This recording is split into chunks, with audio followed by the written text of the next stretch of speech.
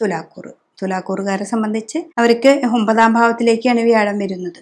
അപ്പോൾ 9ാം ഭാവം ഏറ്റവും നല്ല ഭാവമാണ്, ആത്മീയതയുടെ ഭാവമാണ്, ഭാഗ്യത്തിൻ്റെ ഭാവമാണ്. എത്ര നാൾ അഷ്ടമത്തിലുണ്ടായിരുന്ന രോഗങ്ങളൊക്കെ ഉണ്ടായിരുന്ന ആൾക്കാർക്ക് രോഗാവസ്ഥകളൊക്കെ കുറഞ്ഞ് നല്ലൊരു രീതിയിലേക്ക് മുന്നോട്ട് പോകാനായിട്ട് സാധിക്കുന്ന ഏറ്റവും നല്ലൊരു ഭാവമാണ് വ്യാഴം.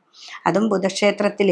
അപ്പോൾ നന്നായിട്ട് ശ്രീരാമചന്ദ്രനെ തന്നെ വണങ്ങുക, പിന്നെ കുടുംബക്ഷേത്രത്തിലെ ദേവതകളെ വണങ്ങുക, പിന്നെ ഓർമ്മ, നമ്മളെപ്പോഴും ഓർമ്മയെ മനനം ചെയ്ത് നന്നായിട്ട് ഇതാക്കിയെടുക്കുക, നന്നായിട്ട് മനനം ചെയ്ത് ഓർമ്മയെ കൂട്ടിയെടുക്കാനായിട്ട് പറ്റും. പിന്നെ ഇവിടെ മെഡിറ്റേഷൻ, മറ്റുള്ള കാര്യങ്ങൾ, 9ാം ഭാവം നമ്മുടെ എന്താ പറയുക, നിഗൂഢമായ ശാസ്ത്രങ്ങളൊക്കെ ഗുരു നമ്മളെ പഠിപ്പിച്ചു തരും എന്നാണ് പറയുക. അപ്പോൾ ഏറ്റവും ഒരു നല്ലൊരു ഗുരുനാഥനെ കണ്ടു കിട്ടാനും ഈ ഒരു ഭാവം നമുക്ക് നല്ലതായിട്ട് വരും. അപ്പോൾ ഇതിൽ ഈ ചിത്തിരയുടെ പകുതിയും ചോതിയും വിശാഖത്തിൻ്റെ 3/4 ഭാഗമാണ് ഇതിൽ കൂടുന്നത്. അപ്പോൾ തുലാരാശിക്കാർക്കും ഏറ്റവും നല്ല ഭാഗമാണ്.